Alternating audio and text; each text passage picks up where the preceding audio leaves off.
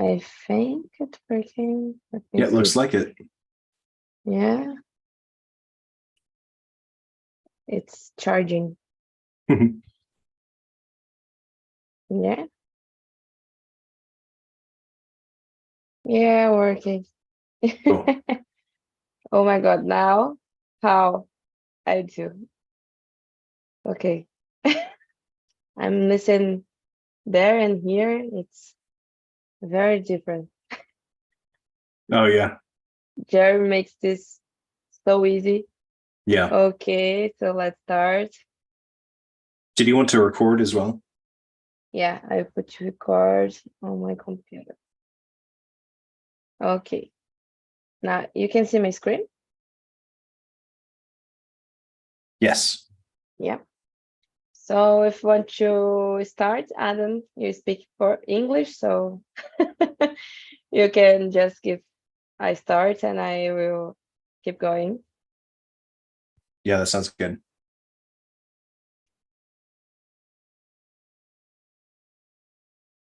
You wanted me to start? Is that what you're saying? Yeah, yeah. Oh, gotcha.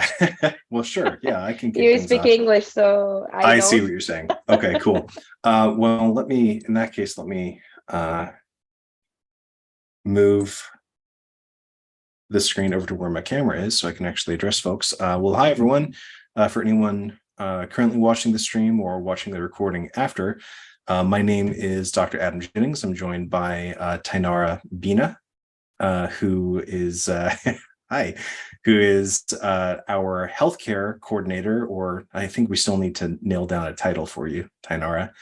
But in short, Tainara is taking point on trying to create a more a healthcare focused division within the e-NABLE community in order to provide more comprehensive education opportunities and points of entry for both folks who are coming from more of an engineering bent so they can have more general healthcare knowledge, and also for folks who are interested in joining the e-NABLE community who don't have an engineering background, folks from more of a healthcare focused vantage point, to provide them with information about what it is e-NABLE does and how 3D printing can augment their clinical practice.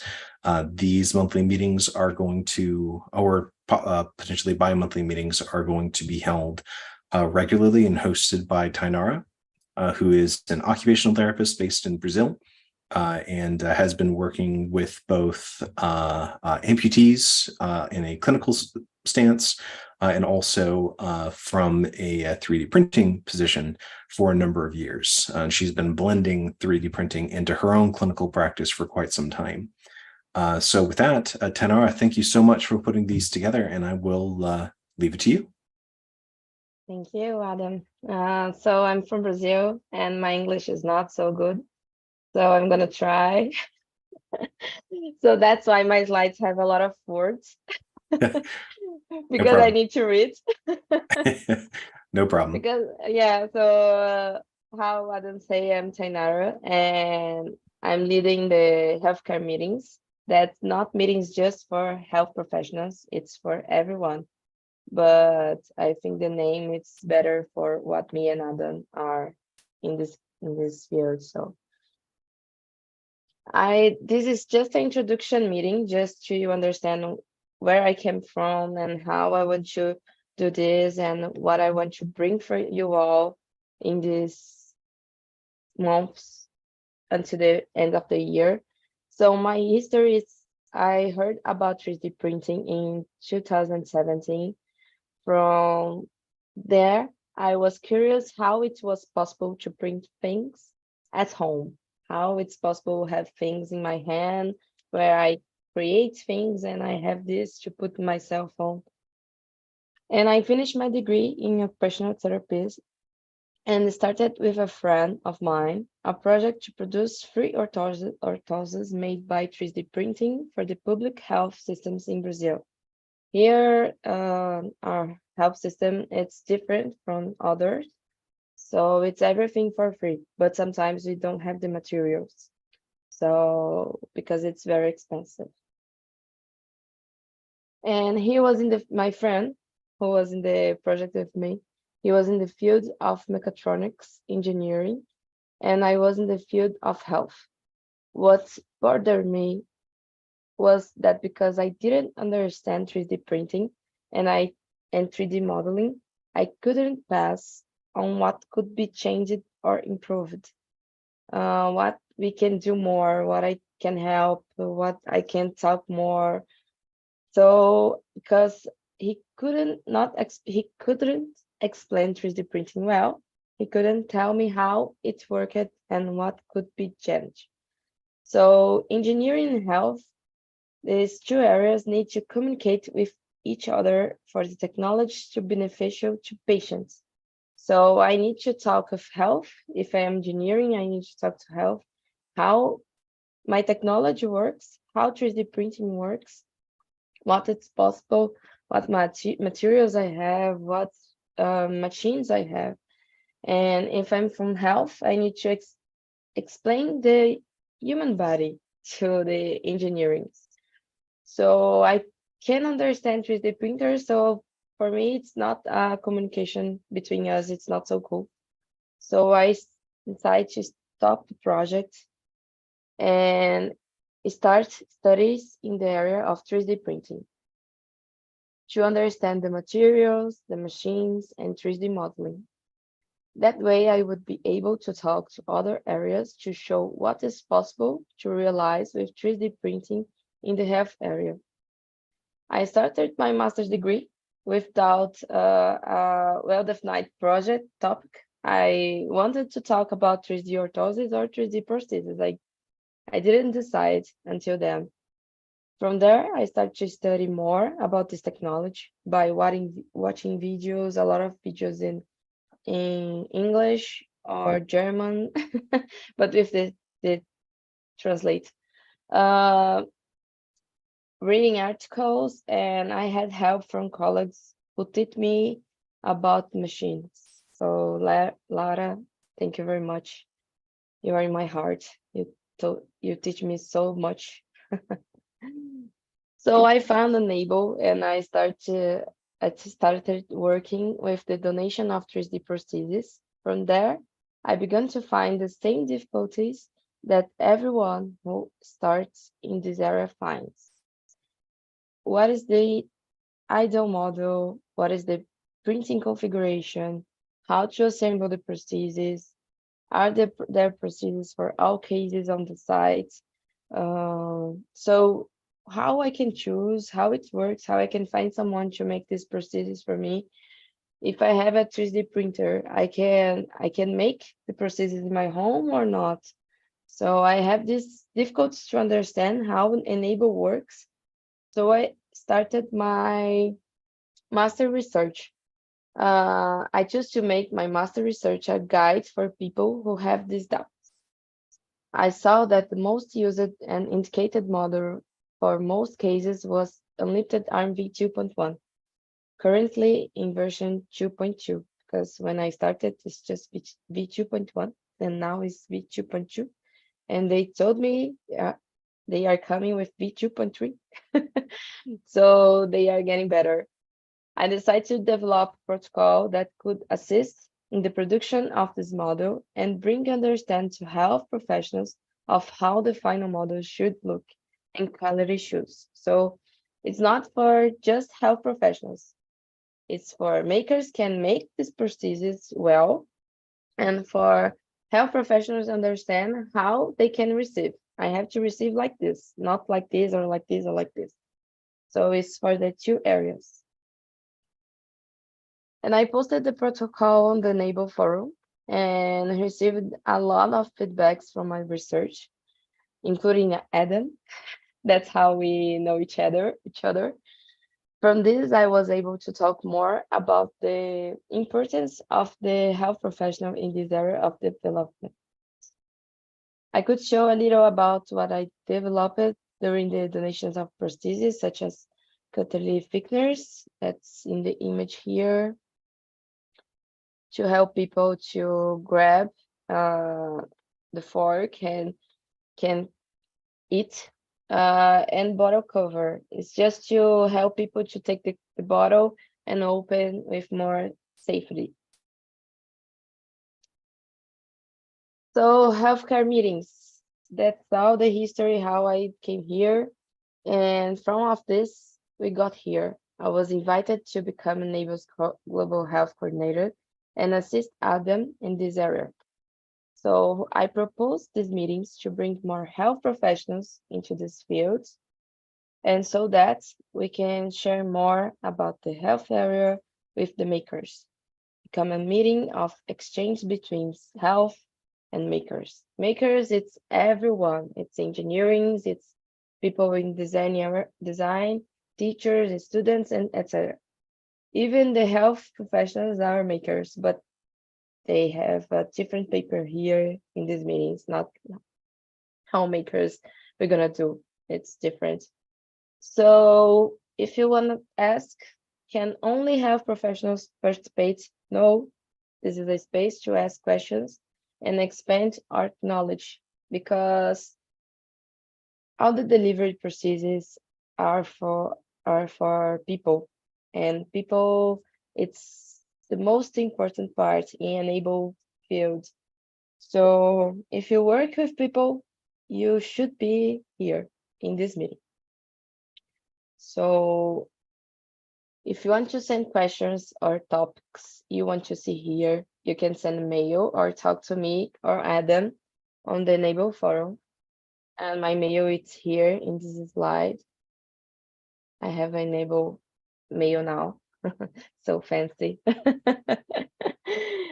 We will try to bring many guests from different topics to expand our knowledge, different fields, using 3D printing technology for health people, for health area. The meetings will be twice a month, and the days will change because of the guests. So this month will be 14 today and 28 August. But September will change because we have a guest who just one specific day. So I changed the meeting. So please keep an eye on the calendar, because there is all the meetings and all the dates and everything. And Sarah have helped me a lot with this. So thank you, Sarah. I thank everyone here. So I told Adam this meeting was just an introduction to help people to understand what is this meeting, how it's gonna work, and to be able to send me questions, put here my mail. And it's just this. I don't have more things to talk about. I don't know if No, that's Adam, great. I want to bring more discussion. No, I think that's wonderful. And I want to apologize. I think I'm picking up a lot of ambient sound right now. I have a new mic set up, and I think it's picking up a lot of like my air conditioning and stuff in the Oh background. no, it's fine. Okay. But no, I'm really excited about this. This is something that I wanted to start last year with you. And I think that we both ran into just bandwidth issues where we just didn't have the time. And I'm really grateful that you are going to be carving out so much of your time to be walking through this. I think this is an important way that we can expand e-NABLE's profile, maybe raise its profile is a better way of putting it. I think that there's a lot of opportunity here for healthcare professionals to find some kind of on-ramp into this community. And there really hasn't been a great one, especially if they don't have any kind of, additive manufacturing background. If they haven't done 3D printing at all, then, there really wouldn't be a place for them before this.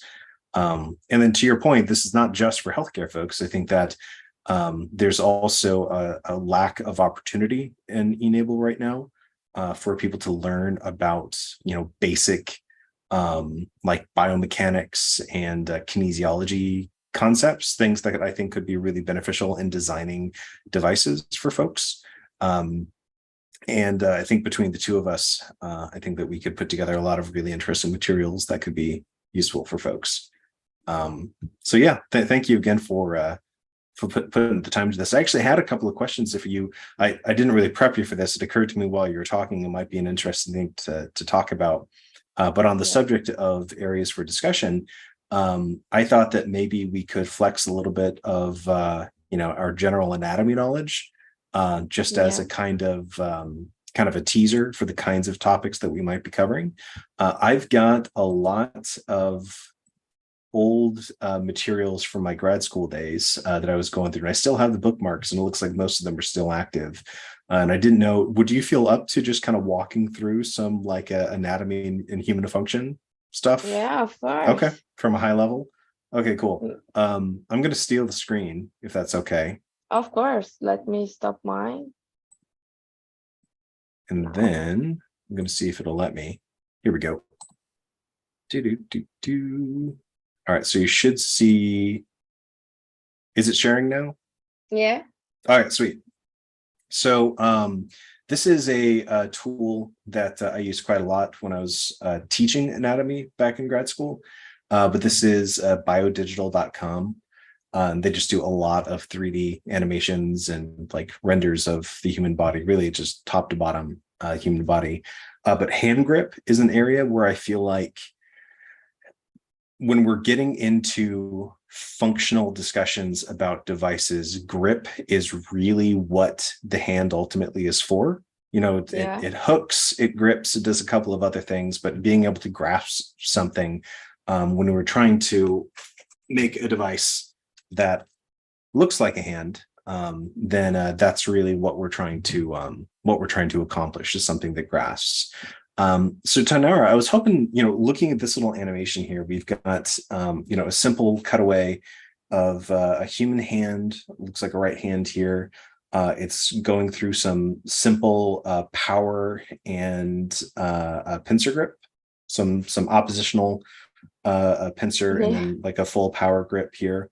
Yeah. Can you tell me a little bit, because I know this is like a lot of what you do, can you talk a little bit about why different kinds of grip are important and what distinguishes different forms of grip? Because you've got your key grip, you got your pincer, you've got your power, you've got your Yeah. claw, and then like the hook prostheses, they typically have like that three jaw chuck kind of a thing. Yeah. So can you talk a little bit about grip? I think that would Yeah. be a fun thing to kick things off with. Yeah. You should prepare me more. I know. I'm sorry. And it occurred, we can maybe talk about this next time Oh so that no, you of can course. actually walk through it. It just occurred to me while you were talking that this could be something we It could just just kind of came spin with a off on. good question from Yeah. nothing, and it's just because if everyone speak Portuguese, it would be so easy. But okay, Sorry, I didn't mean, well, I did mean to spring it on you, but I shouldn't have. yeah, okay. It's in your hands, in human hand, we have how you can see in the image there. We have different muscles to make the movement. So here are different muscles, here are different muscles, and here and here. So everything it's different. It's not the hand. It's the most anatomic difficult part we have in our human body. So we have a lot of muscles to make just one movement. Like one movement, it's a lot of muscles. And so it's important the difference of grip because sometimes it's how oh Adam, I hate you. No, you're okay. I do too. It's all good. Well, no, maybe I can Yeah, fill in some gaps here. yeah, you have to get the control of this movement. If you get tired, and just to avoid the disabilities in your hand with the movements. So we need different grips, and it's more easy to pick some stuff with grip, different grips. It's if you hold a pencil like this, it's difficult to make the control to make a better letter. It's or to make a better coordinator control. So it's more difficult. If you do like this, you can feel the difference. It's more coordinator movement. It's more beautiful kind. It's not so difficult. So that's why it's important. It's difficult to have this in mechanical prostheses because they are mechanical and they need to have this movement here, and it's difficult, but myoelectrical prostheses, they have these different grips. Right. Yeah. And it's hard because with the myoelectrics, it's obviously very appealing having this device that can just assume all of those different positions and perform all of those different grips based on just simple input controls. Usually, myo is muscle, electric for electric control. I'm not teaching you, obviously, Tainara, you know that. But for people listening in, but I'm actually a big fan of just dumb devices, just mechanical devices, Yeah. for a couple of reasons. Number one, you don't have to worry about charging them. And so for people who, maybe don't have ready access to a power supply, I think that's a huge win. And then I think it's just in terms of access, especially for what e-NABLE is trying to do in reaching areas that don't have ready access to prosthetics infrastructure. I think that trying to take less of a cosmetic approach, something that looks like a hand but doesn't function quite like a hand except a simple power grip, and moving into something that's a little bit more versatile, could be, I think, a better design for a wider number of people. So just as an example, this is not an endorsement for this supplier specifically. It's just an image example that I like. But I'm a fan of split hook designs. And I was curious, Tainara, whether you work much with split hooks and whether this is something that you would endorse as a terminal device for an amputee. Yeah, here in Brazil, I never took it this hoax devices. I read a lot. They are the best. I read a lot because they have the better grip and they are better to use and everything. And it's possible to do a lot of things with this, more than all the fingers. Yeah. If you think about that, you most used fingers are these one here. Yep. These two, it's not so useful. You use this to better grip, but not, it's like, hi. Well, especially because your ring and pinky finger, that's power, right? That's where you get most of the power from a power grip. But if what you're doing is creating a device that is as powerful as it's going to be, but still offers the dexterity of these three, then there's no need to have these two hangers on because you've already got the power component in that split hook. And I think the other difference here is that the devices that are available on e-NABLE are power close, which I think is hard for folks to maintain. But I think it's you just talk. Sorry, Adam, but you talk a thing very important here.